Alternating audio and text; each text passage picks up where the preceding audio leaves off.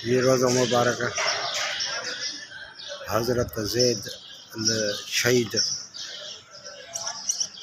इन ज़ैनुल आबिदीन जो है बारियों मनाज़िर खे ॾेखारे रहिया आहियूं। रोज़े मुबारक जो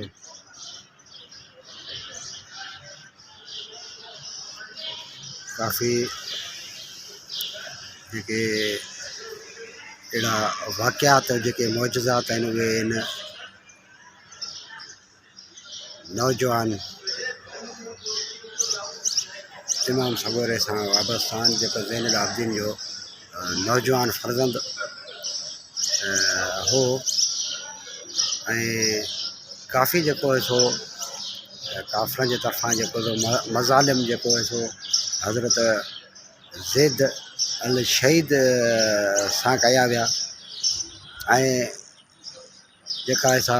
हिन जी जेका लाश मुबारक हुई उन खां बि जेका सा काफ़ी इंसानी लिहाज़ खां वॾियूं ज़ियादतूं कयूं वयूं जेको है सो ऐं हज़रत ज़ैद अल शहीद खे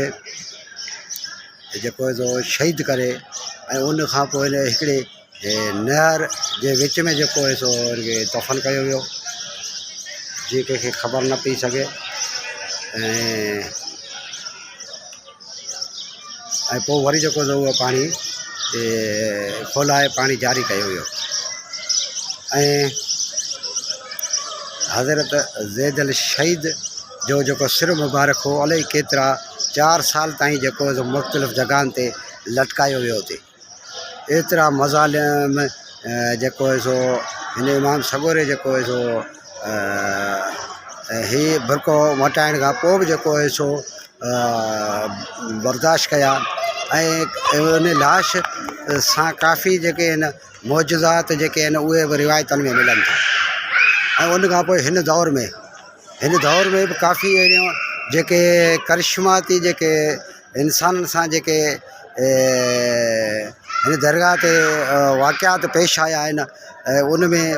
कई अहिड़ा मरीज़ जेके आहिनि सिहतयाब थिया आहिनि। ॿुधायो वञे थो त मंडा हिकिड़ी छोकिरी मंडी जेका आहे हिते आई ऐं उनखे डॉक्टर इलाज करे छॾियो, उनजी कणिके जी हॾी जेका ख़तमु थी चुकी हुई, पर हिते दुआ घुरण दौरान जेको आहे सो उहा उन महिल हलणु शुरू थी वई हली। काफ़ी अहिड़ा मौजूदात जेके हिते दर्ज आहिनि। अस्सलाम वालेकुम।